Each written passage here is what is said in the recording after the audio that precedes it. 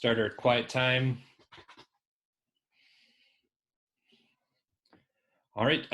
Good afternoon, Schrader Raiders. Welcome to episode 2 of the Schrader Spotlight. Last week's episode, we talked to Mr. Johnson, and we could only go up from there. So this week, we're going to talk to Mr. Simon. So welcome to the show, Mr. Simon. Thank you for having me. So we'll get right into this. We'll ask a lot of the same questions, but we do have a few student questions that were thrown in here for Mr. Simon that he does not know about. So in the future, if you have some questions you want me to ask our teachers, let me know. So our first question is, how long have you been at Schrader and what classes have you taught here? So this is actually my first full year teaching at Schrader. I teach 7th grade geography right now. But a few years ago, 2015 to be exact, I student taught with Mr. Duran down in 8th grade, and I taught U.S. history down there for a semester. And then I subbed a lot throughout the district, including a lot of my time at Schrader. So I taught for 2 years up in Walhalla, and then I ended up getting this job. So. Did Mr. Duran require you to wear a cowboy hat at any time? Not at any time, but I definitely felt a little pressure to always wear a tie because that guy was always dressed so nicely, and he had a different tie for like every day, I think, even one that was made out of an old tire, which I'm like, I'm never going to top this, even though I tried to, but he was always so professionally dressed. Yes, Mr. Duran, definitely one of the top dressed men in our building, that's for sure. Yep. All right. What's your most prized possession, and why is it so important to you? Oh, I know it's a little bit different because obviously at some point it might not be my prized possession, but I love having my animals. I talk about them all the time. I don't have kids or anything, but like my dog Lola, even though she drives me crazy most of the time, I look forward to getting home to her, and then my wife obviously too. But yeah, I would say that's my most prized possession. I don't really keep materialistic things or think of anything as one more important to me or the other. So. Okay. What about advice? What's the best piece of advice that you have received? Oof. It's a tough one. Maybe I don't know if I've ever heard it by or something like that. I don't know if I've ever heard it from one person in particular or another. Maybe just over time you sort of learn it, is to take risks and to be willing to try things, especially I think in the classroom as a teacher. That's really, it sticks with me, because if you just stay in the same ruts all the time, you're never going to learn anything new. You're never going to try new things. You're never going to try to learn something. So I think that's the greatest piece of advice that I can think of that I've heard at some point. So you've had those teachers, you've had those people in your life that are like really trying to push you over the edge and trying to get you to try something different. So. Perfect. We talk a lot about our pillars of character during school. One of them is trust. So how can someone earn your trust? Like I said, I was watching Mr. Johnson's video before this, and I have to echo what he said a lot too. If I feel like I'm a pretty easy person to gain trust in, or I should say that I try to put a lot of trust in people when I meet them. I try to, give them the benefit of the doubt. So I feel like I really, it isn't hard to gain my trust, but at the same time to lose it, it doesn't, I try to give everyone the benefit of the doubt, but at the same time, if they lose that trust with me, they've probably done something where I've confided in them, and then they've shared that with somebody else. And, it is really hard to gain that back. But, I think that's how you get along with people, is you've got to trust them. You got to be willing to share things in your life. You can't really get too far with just sharing small talk all the time. So. Last kind of teacher related question here. Who's a teacher or coach that had an impact on your life, and why were they so important? I didn't really have to think about this one for too long. His name was Mr. Fozzy, and he was my 5th grade teacher, and he was tough. Up to that point, I felt like school was pretty easy for me. And then I got to 5th grade, and obviously from 5th to 6th, it was a huge adjustment. And I don't feel like I would have really made it too far without how tough he was on that class, and he really taught me a lot. And the fun thing is that he still teaches in the district, because I went to school in Grand Forks. I'm from Grand Forks, and I went to West, and he was there at the time. And then I think he teaches at Viking now.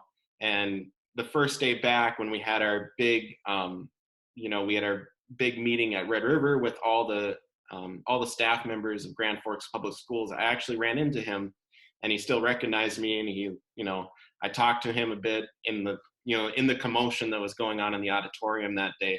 And it was just really cool to say, oh my gosh, he remembers me, I remember him. And it just goes to show, like, teachers can have that impact on kids. And I remember that, and it was so many years ago now, but he was tough, but he was such a good teacher, and he had so many strategies to make us better. So awesome. Yeah, as teachers, it's awesome to see your students outside of the building when they're older.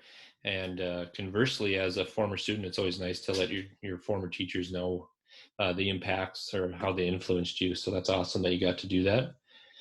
All right, these ones are a little away from teaching here, but the first one says, if you could spend the day with a famous person from history or the present, who would it be and why? oh. It's unfortunate now, but I really would have liked to have spent time with Robin Williams, just to see what the guy was like. I mean, he felt like he was full of energy, like, all the time. But going a little bit more history related, like Dr. Martin Luther King, I think just with the courage that he had to have with all the things he did for civil rights, I think it would have been really neat just to, see what he was like and to actually have a conversation with him. But by today's, somebody who is current, I mean, Leonardo DiCaprio, he's got to be my favorite actor. Maybe it's because of his charm, but he's awesome. Maybe he's different in person, but No, he could not be different in person. no.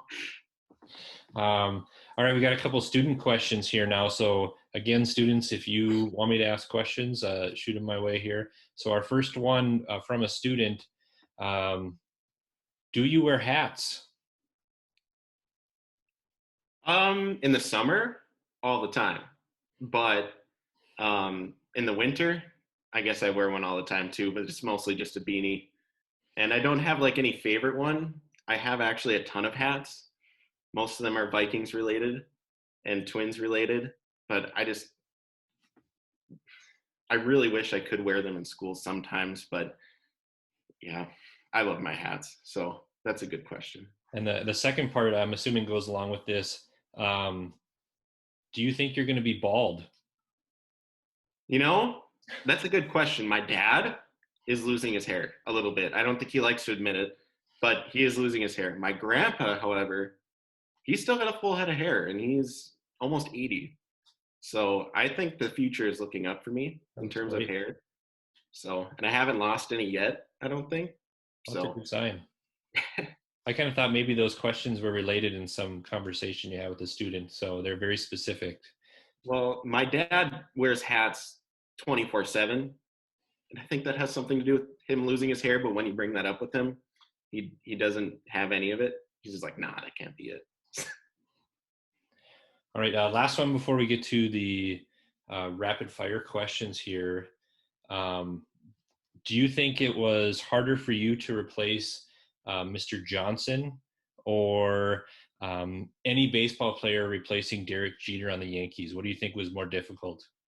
I have a feeling I know who this came from, and I don't even want to answer a question related to the Yankees. I'd rather say, how are they going to replace Joe Mauer? But they have done that. But at the same point, I don't think I could ever replace Mr. Johnson. Just seeing him as a teacher in front of students, I've had that opportunity. And he has such a way with connecting his students. I hope that I can embrace some of the ways that he taught, but I hope that I can also instill some of my own ideas and some of my own, ways of teaching. But I hope someday that, and I know he's got his instructional design coach job, but I would hope that someday I could actually work with him, and get that opportunity more, because he's got so many responsibilities right now. But I would love to be, in that or have him be my mentor almost all the time. So. Okay, awesome. All right, so we're going to get to rapid fire questions here. If you watched last week's episode, Mr. Johnson, we delved deep into his soul. We learned some surprising things, things I wish I could forget. So here we go. So we're going to get to know Mr. Simon here. a little better. So first question, do you hit the snooze button or do you get up right away? I snooze consistently, maybe even twice or 3 times a day. Wow. So when it goes off in the morning, how many times do you think you hit the snooze before you actually get out of bed? Most of the time, probably 2, and I intentionally set my alarm early to do that. So I think I have my snooze for 10 minutes each time. So I set my alarm at least 20 minutes before I have to get up. If I even wake up right when the alarm goes off, it's probably because I have to let the dog out and she's asking me to go out. And sometimes I even lay back down. All right. What's the last thing you read digitally or in print? Probably the news. I've been really bad for reading books lately, even though I really enjoy reading, but the news keeps me sucked in like all the time. So, Perfect. All right. When you're making a peanut butter and jelly sandwich, do you put the peanut butter or jelly on first? I don't know how you can't like peanut butter and jelly or have it how you've gotten through your life without having one, but I totally put the peanut butter on first. Sometimes I put it on both slices of bread and Oh, then I put the jelly. And my favorite type of jelly is definitely strawberry jelly. okay. That's the So, best. so Mr. Simon's doubling up on the peanut butter, both sides. Okay. Those of you keeping track at home here. All right. Would you rather be the best racquetball player in the world or find $75 on the street? Definitely the best racquetball player. I mean, look how Tom Hanks turned out in Forrest Gump for being one of the best ping pong players. I mean, he got rich. Okay. Yeah. Well, I don't know if there's a big need for racquetball players, but we'll see. Okay. Interesting. Would you rather have your dishes or clothes be magically cleaned? So here's a weird one, but I hate doing dishes, but I actually don't mind doing laundry every once in a while. So I would love if my dishes were just automatically done and I didn't have to touch them. Okay. Even with the dishwasher in my life, I hate loading it and I hate emptying it. It's such a small thing, but I don't like it. When you make a sandwich, could be one of your double-sided peanut butter and jelly sandwiches. Do you cut them diagonally or horizontally? It depends on the sandwich. If we're talking like a lunch sandwich with like, deli meat, it's definitely horizontal. But if you think of like grilled cheese sandwiches, I don't think there's any other way other than to cut that diagonally because that creates a good dipping surface to put into like tomato soup. I think you got a good strong solid like point. Wow, so you kind of it kind of plays depends on what the sandwich is. That's an interesting answer. Exactly. All right, we got three choices here. You can pick one. You having pancakes? Are you having waffles? Or are you having French toast? French toast all day, All the okay. no doubt. All right. This one is we call this the Mr. Halverson question. Um, do you dip your French fries in ketchup, or do you put the ketchup directly on the fries? So if you had a plate of fries, would you be dipping them, or would you just spray ketchup all over and then eat them? I'm not sure what type of animal puts the ketchup on the French fries first. That Okay. just seems weird and a wasteful way to use ketchup. Okay. All right. And our last one here. Do you like going to the movies or prefer watching them at home? I like both. I don't like paying to go to the movie, but at the same time, it's just necessary. I'm one of those people that has to see a movie sometimes right when it comes out. But I also enjoy watching a movie from my setup, like when I can actually pause it and go do what I need to do. So All right, and I'm going to throw this in here. This I just thought of this now. It seems to be a trend that people bring blankets into movie theaters. Are you pro blanket in the movie theater or anti blanket in the movie theater? that's a thing.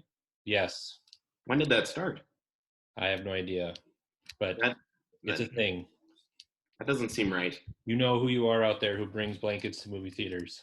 Seems unsanitary. You don't know what's been on those floors. No, no, it's sticky and yeah. Disgusting. Yeah. All right. There you go, folks. That's Mr. Simon. Thank you for joining us today. We'll have another episode up next week for sure. So thank you again, Mr. Simon. And we'll see everybody later. Have a good weekend.